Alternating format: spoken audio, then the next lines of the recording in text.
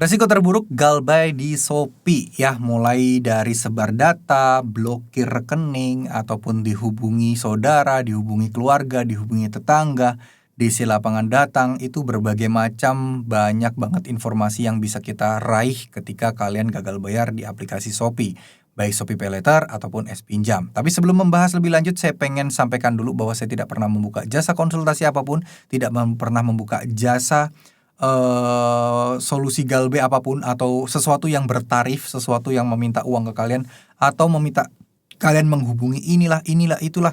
Enggak, jangan percaya karena bisa jadi itu penipuan, dan memang pastinya penipuan karena saya tidak pernah membuka jasa semua itu.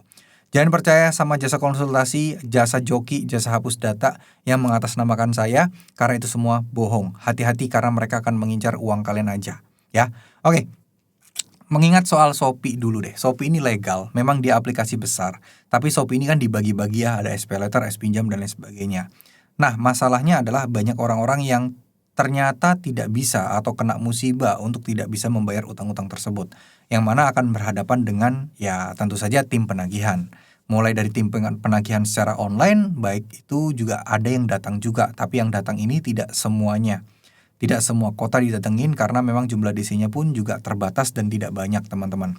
Nah, kalau sampai hal ini terjadi ya teman-teman ya, ketika teman-teman telat bayar atau gagal bayar di Shopee gitu ya, kayak istilahnya kayak sebar data, insya Allah tidak. Kalau blokir rekening juga insya Allah tidak. Jadi jangan terlalu percaya. Atau mungkin diancam akan dipenjara kalau tidak bayar, itu juga tidak benar adanya. Jadi jangan terlalu teman-teman kepikiran hal-hal yang sebenarnya tidak akan terjadi gitu. Kalau kalian terlalu banyak memikirkan hal itu, ya teman-teman akan stres sendiri, teman-teman akan kesulitan sendiri ke depannya ya.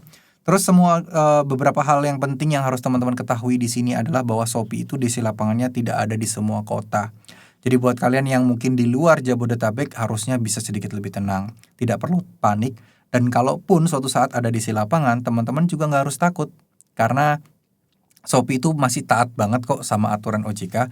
Dia nggak akan berani kok melakukan pelanggaran-pelanggaran. Dan ya kalian tinggal kumpulkan bukti aja jika sampai ada DC yang melakukan pelanggaran, biar ditindak sama si Shopee, atau kalau kurang mempan bisa ditindak oleh OJK. Nah, kalau OJK udah bertindak, aplikasi Shopee-nya pun yang akan kena imbasnya ya. Jadi itu ya teman-teman ya, resiko terburuk dari gagal bayar di Shopee ya seperti itulah. Mulai dari mungkin buat kalian yang punya toko di Shopee itu bisa mempengaruhi juga, toko kalian tiba-tiba sepi, toko kalian tidak bisa diakses, tokonya ditutup atau diblokir atau dibekukan oleh Shopee, itu mungkin saja terjadi. Karena mereka memang satu grup dan itu mungkin salah satu bentuk dari sanksi yang ada di Shopee-nya. Jadi ya seperti itulah.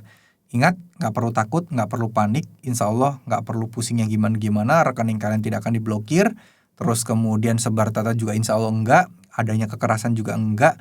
Tapi selik OJK, iya. Ya, selik OJK iya. Tapi tenang aja, bisa diperbaiki dan ya kalian nggak harus pusing-pusing kalau kalian memang mau minjam di tempat lain. Ya tentu saja harus membereskan masalah utang dulu kan. Kalau utang udah beres, insya Allah statusnya pun juga akan berubah. Ya, terima kasih. Wassalamualaikum warahmatullahi wabarakatuh.